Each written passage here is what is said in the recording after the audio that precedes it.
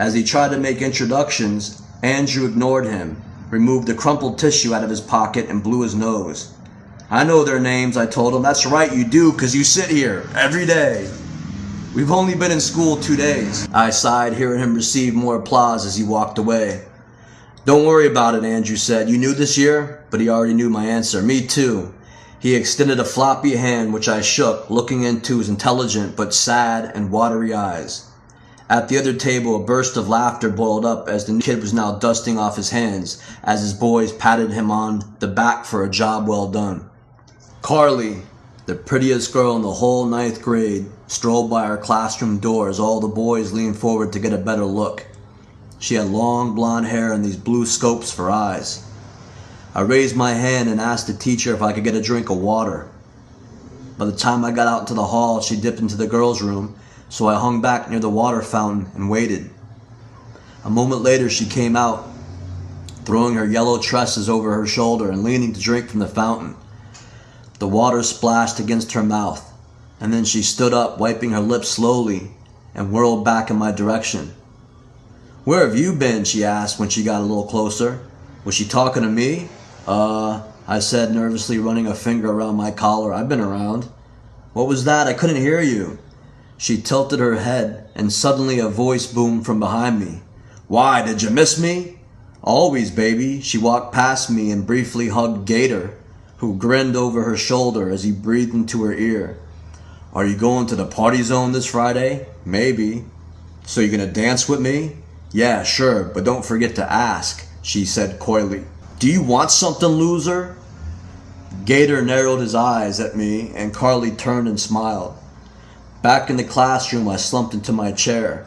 The teacher was handing back tests. She slapped mine face down. I flipped it over and read, F. After class was lunch, I went straight to the half-empty table and sat down. "What happened? What's wrong with you? You're not acting like yourself today," Andrew asked over our trays of slop. "I'm failing math." "So?" He told me, "Study harder." I saw Carly Petros out in the hall. I thought she was talking to me, but she was talking to Gator, and I felt like such a dumbass. Andrew cackled. "I knew something was up. I always see you staring at that girl. She dissed you, huh?" "Yeah," I frowned. So what? I'm in all honors classes with them, and they diss me all the time, until they forget to do their homework. Then I'm their best friend. The teachers started to clap their hands, yelling for us to throw out our garbage and go outside for the remainder of our lunch period. Once outside, I got a basketball and started shooting hoops while Andrew stood watching me and blinking his watery eyes. "Come on, Andrew." I motioned for him to get on the court, but he shook his head sternly, wanting nothing to do with the sport of basketball. "At least help me catch the rebounds or something," I pleaded, so finally he stood under the basket. After a minute, I passed him the ball. "Take a few shots." At first he refused, but then changed his mind and dribbled for a minute, staring down at the ball like any coach's nightmare. He took a deep breath, concentrated on the hoop, tossed the ball up, but it fell short of the net. We didn't realize that we were being watched until Gator, Sean, and Knight of the Living Preps began to laugh hysterically, their big joke being that Andrew was black but he sucked at basketball. "Don't worry about them, Andrew," I said, passing the ball back to him. "I know that," he snapped and reset his glasses. "I told you I didn't want to play." He dropped the ball and stormed off the court. "You got into a fight on the first day of school?" "Something like that." Dr. Gilmore removed his glasses and polished them on his shirt. "Going to a new school is tough, I imagine, especially when you're a teenager."